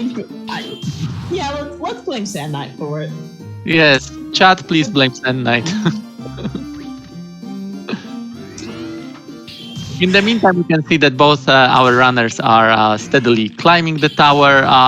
There is no such a difference as in 2 previous runs where Kluter was going far ahead already starting from the beginning. Now they're both around the same floor. I'm not sure if it's that Kluter without the pressure of without the pressure, I'm not for either of them, and with the more near monster, I'm not sure which of it, whether Horza has sped up or Kluter slowed down a little bit. Could be both. But did see that Horza found an elevator earlier that was a little bit tricky location for the elevator because it was in a one entrance room, and he decided not to go for it immediately. He still wanted to check the floor fully to scout for items. So Horza is still playing his game. Right. Right. We will see sort of how this plays out. There aren't. One thing I think will be interesting as we go forward and deeper into the seed is, when do you scout? They have the power to do it at any time, and I think at these floors you probably don't want to all that much because it's very manageable. You can hand explore it all. Do we explore it on the water floors, for example, because you know that these might be difficult? You look for your Granute and you want to hurry through that. Do you save that for like Viper Tech? Exactly. That's the thing. Like we mentioned, the scout ability, as good as it is, it costs a lot. So you have to have a strategy for when to use it, and you cannot just abuse it all the time. Like, for example, abduct. Right. Sorry about that. Oh, and we can see that Horza actually does take a lead now. So let's switch the audio to Horza. Horza is the first one to reach floor 6. And Kluter follows right behind. Yeah, this is very neck. This could be a close one. Those movements from Horza were very nice for getting that bloom completely neutralized as a threat. Horza understands completely how the aggroing and de-aggroing works in this game. So he knew that the monster was not aggroed on him because he left the room immediately and he just needed to move away, and Bloom had a chance. It wasn't like 100% chance, but there was a chance that it would just like move in the direction, a different direction, which it did. So now Horza should be okay. Yep. That is the sort of thing that you can see from a really experienced runner who really knows the little small tweaks you can make to adjust how your game works, of which situation. Okay, that makes sense. I was thinking that Horza is in a pickle, but Acid Rain always takes you out of the pickle, so that was a good idea. Because it was like, this was a very good showcase of something that we mentioned earlier, that like, water floors, right? In the earlier games, for example, when they had Arachne, water floors were nothing because they could have just easily fight everything. They didn't have disadvantage. But here, they've got a fire monster. They have disadvantage. It's not so easy to fight water monsters anymore. And like Lady Deme mentioned earlier, Tower wants you to die in these floors. Yep. They want this to be the end of your first run, and they didn't give you a guaranteed way out of the tower, where they want you to hit this wall. Revan mentions a soft block that can occur in certain instances is when you use an acid rain ball. But that's usually if the room is a monster den and so super crowded, or a one-room floor and therefore super crowded. 2 or 3 monsters usually won't be a problem. I know that for randomizing, de-randomizing, there does have an option that we have checked to make the game a little stable and reduce soft blocks that might be from just massive hang time, basically. Yeah, Shoni always mentions it, that this game is perfectly programmed and there is no bugs in it. But apparently we do find sometimes situations which may not have been intended, when one of those situations is like getting huge amount of experience due to, for example, using an acid rain in a room full of monsters, and that may cause a soft lock. programmer in his greatness fixed some of those bugs, but unfortunately we still sometimes see those problems. Luckily here for Horza, there was no soft lock and he can continue his climb. Yeah, no real problems here with that. Oh, speaking of things that are perfectly programmed about this game that we don't get to see because it removed the use of the U-boat, and they probably wouldn't have ever lined this up anyway. U-boat's mixture magic, the D-Rock summoning mixture magic, does not, in practice, have a version for all three elements. It instead has a fire version, a water version, a different water version that unlocks when the monster is wind elemental.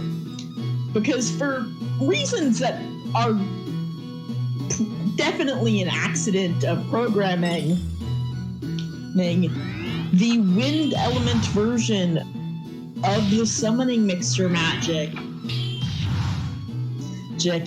does water elemental damage.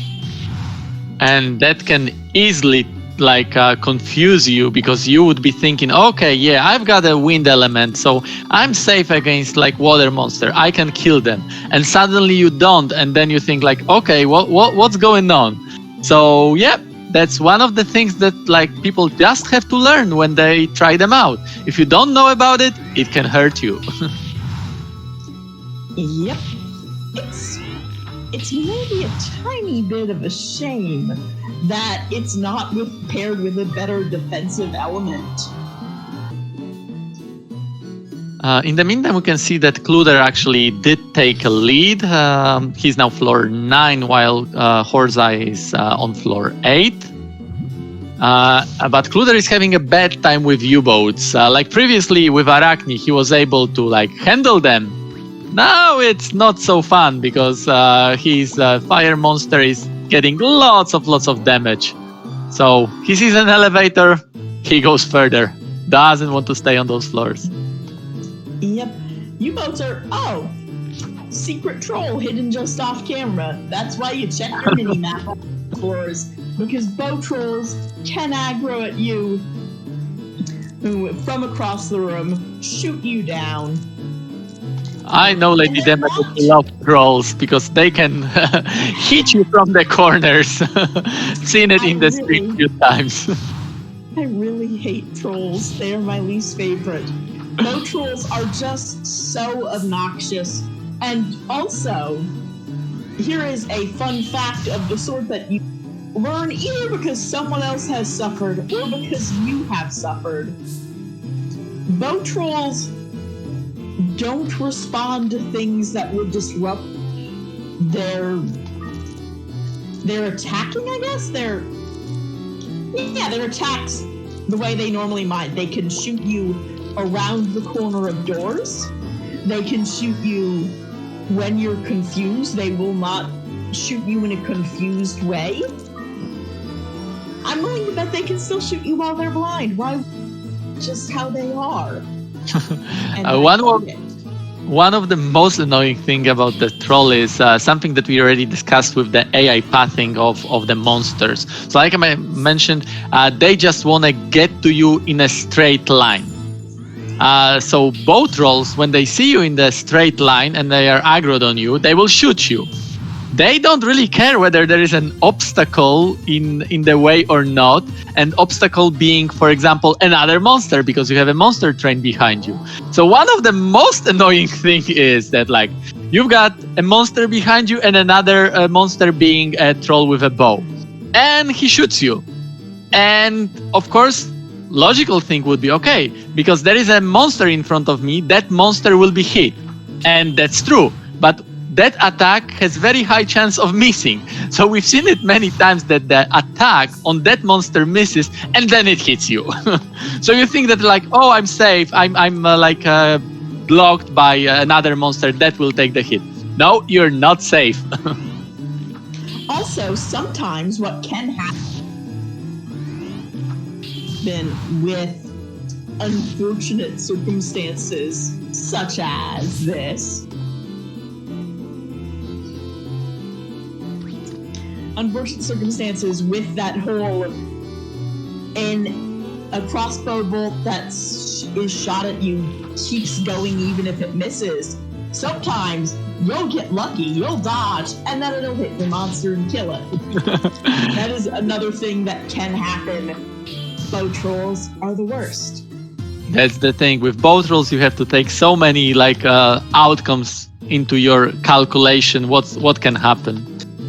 There was one thing, very interesting thing happening earlier in the Horse's stream. We could see that he has used Pita fruit on the Grunier. Like we mentioned earlier, U-boat is an amazing monster. It has the way to scout the floor and give you the map of it, but it costs a lot. So you usually want to save some MP recovering items for the U-boat because you'll be using it so much. But we could see that Horza still prioritizes safe climb over this kind of, let's say, getting lucky and just going straight for the elevator. Because it seems that he recovers the MP of Grunier so that he can continue fighting. Yeah, that is a reasonable decision. Definitely. While you certainly can prioritize the U-boat most of all for that scouting, that doesn't mean your pathway to the elevator will be clear even when you know what it is. It can prevent you from wandering around willy-nilly and taking more damage than you have to. But sometimes you run into krakens on the path and have to take a detour, and that's just life. We could see now in Horza's stream that it was sort of dangerous situation. He still had it under control, but he could have died there. He was fighting a U-boat, and you could see how much it was hitting and for how little you were hitting it. And now we've got the same situation with the bow troll sniping from afar. But luckily, Horza was able to take care of it. He is now on floor 10. For a while, he won't see water monsters, so that should be safe climb. In the meantime, Kluter is actually trying to handle one of the most annoying water monsters, being a kraken that is aggroed on Kluter. Oh, that could be bad. And it looks like Horza has been worked away. That could be a really dangerous situation for him. He does know to set the monster so that it isn't moving. He's close to it. He manages to reunite heat, and so that works out really well. In the meantime, Kluter on floor 12 found the blue color.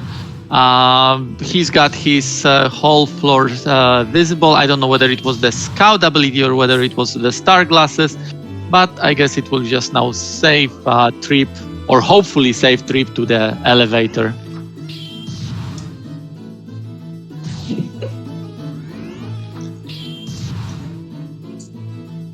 Yeah, so then we will probably see the climb get a little bit... What am I thinking about that? Chickens don't care about eating eggs. Chickens will eat literally anything. Chickens will eat mice. They don't care. It's kind of horrifying. But hey, if it's what keeps you alive, it's what keeps you alive. Nature and Azure dreams have many things in common. Now we've seen Kluter. Nature generally doesn't have submarines. Now we've seen Kluter using the U-boat, showing him the whole room. But that was a very sort of dangerous room to use a U-boat at. I've had it once in the practice.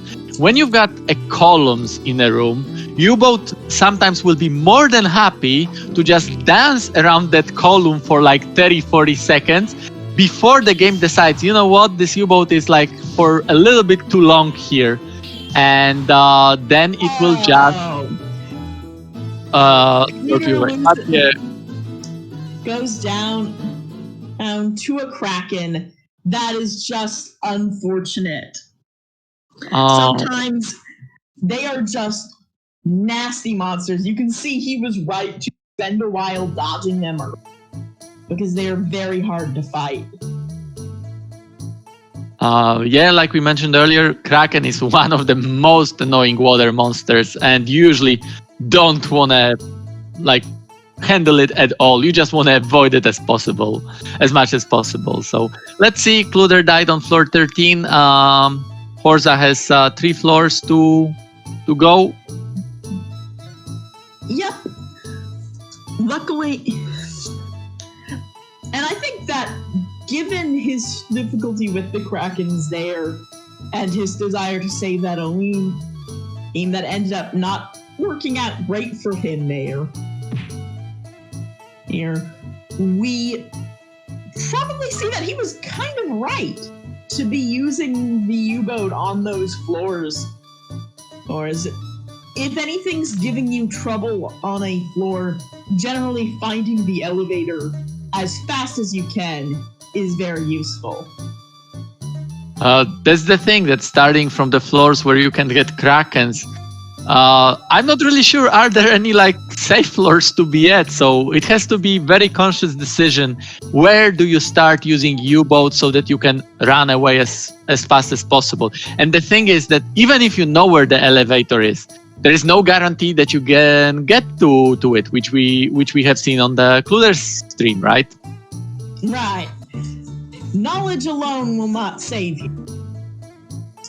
He was, as according to chat, hoping to survive with low MP, but there's RNG on everything that matters. Generally, finding the elevator as fast as you can is very useful. We can see Horza finding a blue color. I think, yeah, that's the point where you want to start or think about using the U-boat is when you get the blue color.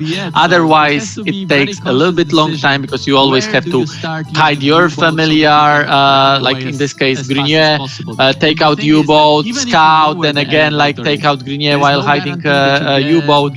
Now that you have 2 colors, you can streamline the stream, right? Have the audio of the stream playing yes. right now? Sorry, I will change it to Horza's. Yes. No. I actually meant, and we were getting a feedback loop from somewhere. Okay. I think it's stopped now, so I guess it is fine. I'm not entirely sure where we were hearing. Oh, it was from Kluter. Okay. Probably yes, because we were using Kluter's audio, and yeah. Actually, now that you mention it, we were also Kluter was watching the stream and it picked up. And now Horza is on floor 13, so the last floor that he has to handle. Let's see whether he's able to. He's checking Blaze Ball. Will he use the U-boat, or will he just go for it? Yep, it looks like he is also going to use the U-boat. He doesn't want to have to deal with Krakens, and he doesn't want to have to deal with this floor for terribly long. Yeah. So, Lady Deme, what do you prefer to handle if you have to choose? Is it a Kraken or a Viper? Oh, that's tough. I think for Horza it's definitely easier to handle Vipers because he's the mayor of their town, right? So they have nothing on him. Yeah, but it might be a very bloodthirsty election. But I think it sort of depends on a lot of things. Vipers have some manipulation tricks you could theoretically use. Right, like Skeef says, use them eggs to fumble them. Yep. Vipers you can lift. They don't hurt you for hitting them, but if you've got a wand, neither will the Kraken. So the lifting thing, I think, probably makes the Vipers the better their option, but I find they do hit a little bit harder. But if I have a sword, then I would rather deal with a Viper any day because they're less obnoxious. And that's a win for Horza. GG. Oh, that was a double elevator floor. I saw an elevator on the spin-in and in the starting room. That's something you don't see every day. I'll send our runners links to the audio channel so they will join us here for commentary. So we can do a nice little interview about how that match went. It certainly could have gone better in terms of actual circumstances, but in terms of play, I think they mostly did very well. Oh, they've done a perfect job. Hello, Horza. Hello, Kluter. Let me turn off my game audio. Oh boy. Okay, there we go. Now I can hear things. That's sure room. You don't want to have to. Now you don't have to. Yeah, Horza, you stopped at the right moment. Oh, did I? Okay. But yeah, so I think things went pretty well, at least for me. I was really hoping to get a break in that +5 leather shield I had from the first season. I just want to talk about round 2 for a minute. Okay. So I get onto floor 20, right? And Horza sends his freaking Viper army after me. How is that not interference? Oh yeah, Hey. Mafia. Look. The good mayor does what he needs to do. I don't have a sway on that. So my hands are off here. But I didn't get bullied by Vipers. So, you know. I'm just saying we might want to call in a ref, you know. I tried that, and all the rest said, I don't want the Viper Mafia to break my kneecaps. Just want to get involved. Oh They yeah. buy 'em out. How did you like your starting monsters? That's my first question. I've already forgotten what the first one was. That was the Manoeva. Manoeva. Oh yeah. I wasn't a huge fan of that one, but having access to that water blade spell was nice. Manoevas are great to a point, other than you have to deal with them in the tower so frequently, so getting one as a familiar is kind of terrible because they just spam their heals. Yeah, I think I managed to not fight a single one in that run. But it's also the spell animation super slow, and I really hate the slow animation monsters. I'm also really not a fan of Maneva suddenly deciding to heal me instead of using the attack that I wanted. It didn't do that to me this time. Horza had to deal with that, and that's probably one of the most annoying things about having Manoeva as a starter, that it has the way to heal itself. Yes. Same reason I don't like the mule, the horse. Yeah. But I would say that the third seed was probably my favorite. But for the U-boat, why did you use it? I was using the U-boat, at least. Yeah, you Horza used it once. Like, I'm talking about the mixture magic, right? Oh, because it's bad. Well, Horza used it once, and it cleared the room for him. Was it on, like, floor 3? Floor 2. Yeah, that's what I figured. Before hatching the egg. Oh, yeah. I'm guessing it took a small moment to realize, oh, wait, no name. That means it's an evolved monster. That means spell. I don't have to deal with this. I didn't even hesitate.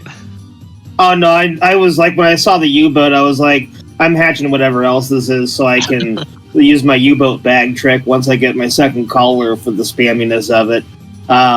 That's what I was waiting for. I was waiting for the second caller so I could pop it in and out quicker and get a little more use out of it. Second U-boat egg? I didn't see a second U-boat egg, no. I so badly wanted to feed the U-boat to the other U-boat. The better question is, Kluter, did you get the Garuda in the second seed? I did, and then that's the one that I got killed by your frickin' Mafia. Hey now. They're an Can't organization. fool okay. us, Mr. Mayor. Well, Horza, there might be something to it. You didn't die to Vipers, so it's sus. I would say it's sus. I died on the first floor with Vipers. They were waiting for me. Yeah. And it wasn't a heart-warming welcome. Just you wait till we get a seed with high Q someday. It's just all I can. Then you'll all pay. But yeah, this is the thing that like we noticed between your two game styles, because Kluter sort of, I think, because I'm not sure I've seen it correctly. I think he died to the fact that he was so under-leveled because he was level 8 on floor 20, and those were the two different play styles. Horza was playing steadily, slowly, building up his levels, power, and everything. Well, not slowly, but like prioritizing safety over speed, which I personally really like this kind of playstyle. Kluter was going more like torpedo, going further and further. And if I remember correctly, you attacked a unicorn with a fire spell ball, and it didn't kill it, right? That is correct. And that's what pretty much killed you, because then you had to take a hit, and you had like 20 HP, then a misstep with Viper, and thank you, goodbye, right? Yep, I believe one level would have made the difference there. It would have. Probably. Mm-hmm. And that is just unfortunate. And we could see it like throughout the game 1 and 2 that there was a difference in the playstyles where Kluter was usually going faster, Horza was going safer, but in a game 3 you sort of evened out on that. Well, I think because by that point the stakes were kind of off, so Horza didn't feel as... I'm going to take a guess here. I'm going to say, Horza, you didn't feel as much of a need to play it as cautious because you'd already secured the win. No, I wouldn't say any of that. I'd say the big thing is that it was a life one with a fire monster. It just felt like doing just like a pretty standard, just like run of the game. Because like grenades are basically Kune. And like that's basically so I just played a normal seed. Like where the other ones, like I was using the magic and the slowdowns and the slowdowns. And there's so many heals. Heals. Like this one, I can just like plug right along. That's basically the big one. It just felt pretty standard. Yeah, it was. It ended up being a more vanilla than I thought it was going to be. Yeah. And Chai was looking through the eggs.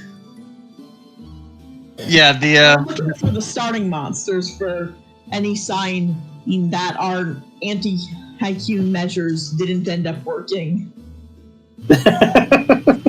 Yeah, I know. Sorry, Kluter. I really do want you to get Haikyuu, but maybe in another tournament. I know you're so amazing. It's fine. I'll do my own rando, and I'll get a Haikyuu there, and everything will be fine. What is it? Only Haikyuu pads. Only Haikyuuns in the tower. Only Haikyuu. Oh, that would be crazy easy. It's a challenge, Horza, now. Unofficial match between you two guys where Haikyuuns are involved, or Haikits, whatever is preferred. I mean, sure, if Horza likes losing. Oh, shots have been fired. But in this match, Horza was on the winning side. Horza advances in a winning bracket. Of course, Kluter is not out of the game because we do have a losers bracket, so there we'll still see Kluter. With this match, go ahead. It's just the winning strat, guys. So here's what's gonna happen. I'm gonna get kicked down into the losers bracket with all the other players that are bad, and then I'm gonna beat all of them. That's a very valid strategy. I just got the big brain here. About that, Good luck with that. Horza is going to with this match we concluded all the matches in the first round of this tournament. With next week we'll start the second round, and we're gonna have Horza play against Wuga. That's gonna be a very interesting match. That'll be interesting to see. Oh wait, I have to go against Wuga. Oh, good lord. Yeah, right. That's scary. All right, I'm gonna have to put Wuga in his place again. All right. Big talk. I somehow feel that Vipers will be involved. I'm sure Wugga's in chat. I can't see it right now, but he hasn't won a tournament yet, so Okay. And Kluter will be playing against Azure Yume. That's also gonna be very, very interesting. So That was one of our rising stars, wasn't he? yes, that's Yeah. correct. And I can tell you one thing. Out of all the matches in the whole tournament, Azure Yume got the fastest clear of the tower with, I think, 44 or 45 minutes with like a vanilla settings. But yeah, nobody was faster than him. He didn't end up Nice. winning the tournament, but he got the fastest time. So yeah. Have fun with that. I'm sure it'll be fine. Yeah. So, any closing remarks from everybody? I would like to call for a formal investigation into corruption in Vipertown. We shall check into that. The doors are always open to Viper Town. We do hear in the chat Sennai saying something about referees saying that it's all okay and everything, but who knows? Let's blame Sennai. We Yeah, shouldn't I'm gonna blame trust him, right? Sand Knight. It's true. Yeah. But maybe that's just a political scapegoat. Maybe you should investigate him first and see if he's been bribed by someone. You Certainly give a us thought. ideas. All right. This has been a lot of fun. Great game to both of you. Thank you for the great Yeah. show. Indeed. GG Kluter, it was a good time. Yep, I will see you at the end of the tournament, I hope. In the finals bracket, right? Oh yeah, I'm just gonna work my way through the losers bracket. It'll be fine. See you guys. Take care, everyone. Thank you, everybody. Thank you, SpeedGaming channel. Thanks to our chat. Thank you to our amazing Lady Deme for commentary. Thank you to our players. And Thank see you, you next Shai. time. Thank you. All right. See you later. Bye. Yep, I will see you at the end of the tournament, I hope. Oh yeah, I'm just gonna work my way through the losers bracket. It'll be fine. All right, see you guys.